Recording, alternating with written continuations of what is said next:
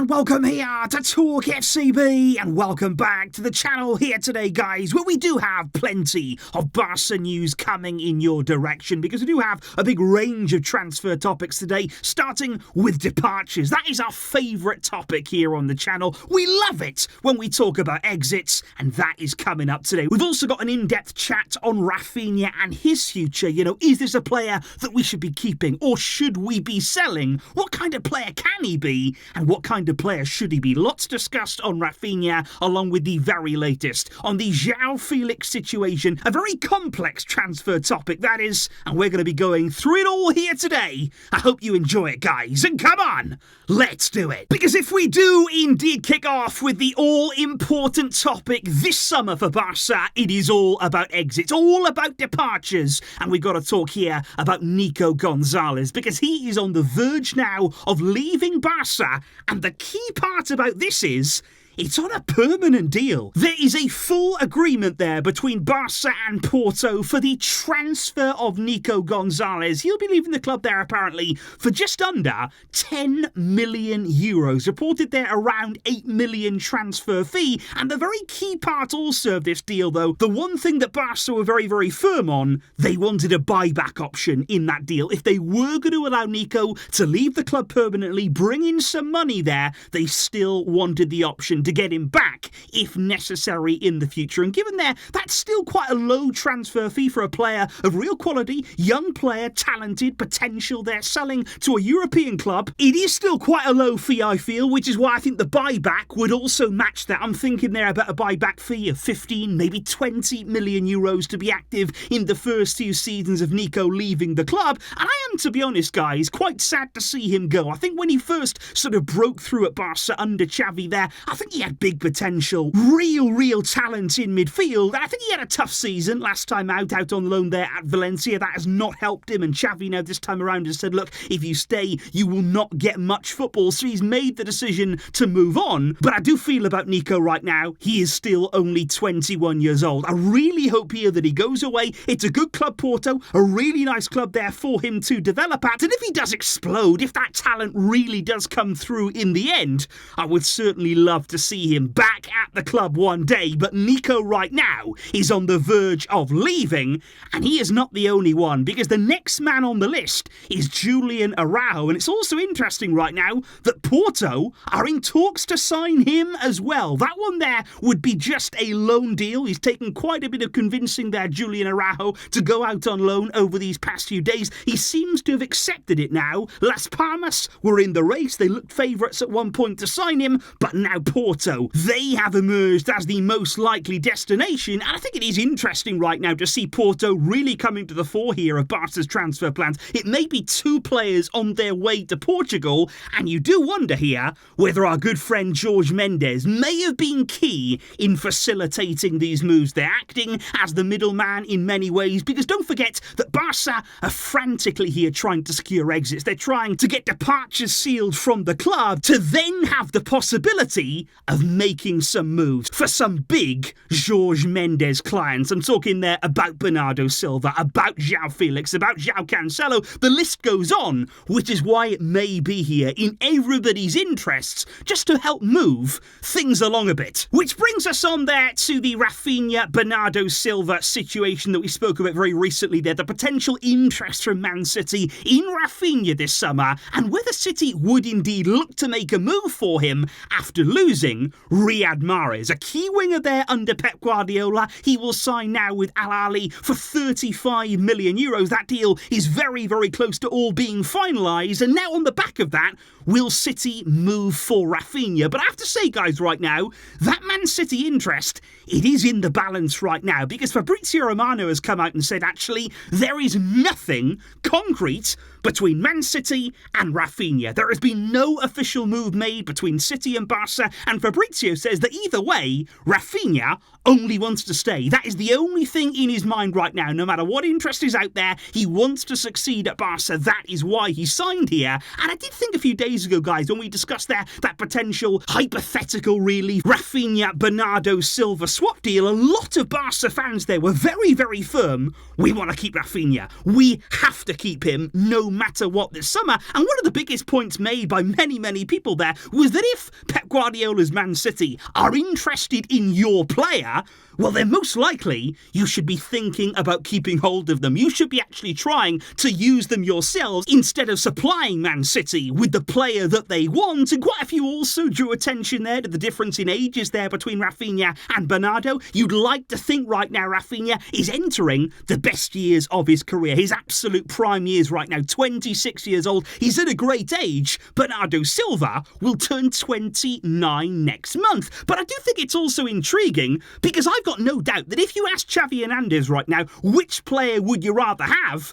He would choose Bernardo Silva. I think he would choose Bernardo over so many other players too, because this is the guy that he really, really wants. I think out of the two players there, he would trust Bernardo more. He would feel as though Bernardo fitted his plans, fitted his system much more than Raphinha does. But this is the point that I would make right now, guys. This is the all-important point that I would bring to you today. We signed Raphinha less than 12 months ago. And surely, guys, to spend the kind of money that we did there, to outlay the kind of funds that we did on Raphinha, surely he's got a place in our system too. Surely he has a place somewhere in Xavi's plans. Or else, why would you spend that money? And I also look as well, not only thinking here about Raphinha, but just look at Ferran Torres. He was a player that we did go out and sign from Man City. We paid huge, huge money. We're still paying it for him. And at the time it was said he would be the perfect player. He would be the perfect Xavi Hernandez forward. He would fit perfectly in our plans. But that didn't go to plan, did it? That did not work out in the way that we'd hoped. And now with Ferran, you look at his situation and we're willing to just give him up to anybody that wants him right now. And again, I will repeat, we spent huge, huge money on him. And so I think the key right now, guys, is it has to be when you're talking about big signings, big players who've arrived here at the club. You think about Raphinha, they have to be in our plan. Surely there was a plan for them. And now it's up to us to give them the right opportunity, to showcase what they can do, have faith in them, to actually deliver and do the job they were signed to do. And ultimately here, not just try and trade them off, trade them in at the first available opportunity. And I want to see Raphinha kick on next season. I think his first season at the club was very solid. I think for a first season, the big step up that it was a huge step up to go from Leeds to Barca.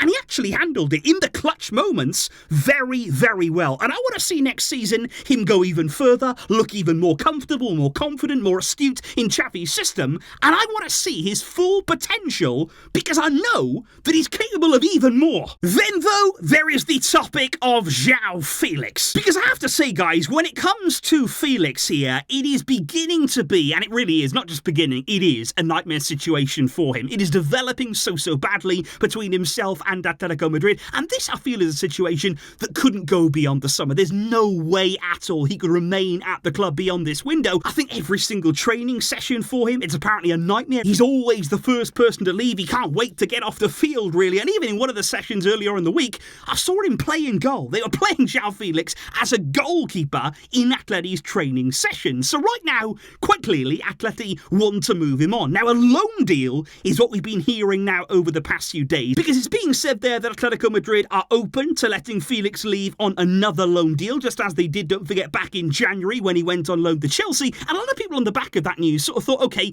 maybe we could do that. Maybe that would be a kind of risk-free deal. Take Felix on loan. What could really go wrong? But for me, guys, any loan deal here that we agree for Joao Felix, the terms would have to be drastically different to what the Chelsea one was back in January, because there is absolutely no way at all we should be paying a 10, 15 million loan fee to Atletico Madrid. We shouldn't be paying all of Felix's wages, and so effectively paying there around 20 million euros for a one-season loan. Chelsea paid huge money for him for 6 months. We're not going to do that. There is no reason at all for us to take that on, and that's why there are also reports right now that say Barca wouldn't even be willing to take on Felix's whole wages. They wouldn't be willing to pay every single euro of that, given Atleti's desperate situation, given that they really want him to leave. Barca would expect them to contribute towards Felix's exit, and I really am just desperately right now trying to understand where this saga is going to go. You know, what is going to happen in the end of it all? Because on the one hand, we've all heard what Joao Felix said. You know, he said it himself, in his own words,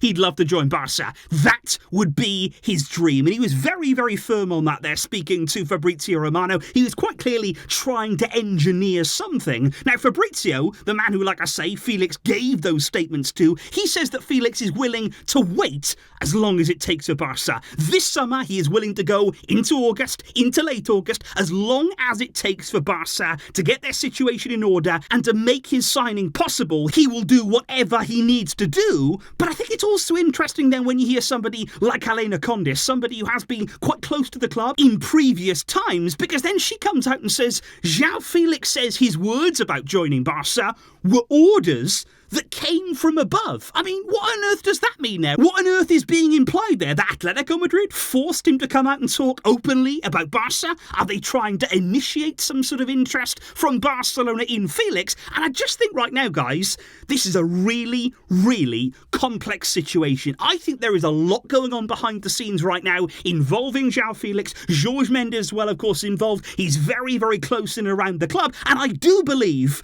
Joao Felix is an option for us. I do believe that he is there on the table. I do not believe right now he's a priority. I think there are players right now that come ahead of him, but I would not be at all surprised if, as we go into August, as we continue to go deep into this transfer window, if he was still right there on the table as that option. If Barca at any point here want to snatch him, it may be a possibility, and this is one to keep an eye on. This is one to follow now as we go on, because we're nowhere near the end, I feel, of this Joao Felix saga. So indeed, guys, those right there are the very latest Barca transfer topics, and I'm really intrigued in the comments down below once again if you could let me know on what we have discussed today, particularly there on Raphinha. What are your feelings about him, his future at the club, what he could do next season, and the kind of trust that we should put in him? Let me know your thoughts on Raphinha in some detail, and also let me know what you make of this Joao Felix situation. Looking into what's happened so far, looking at the statements that have been made,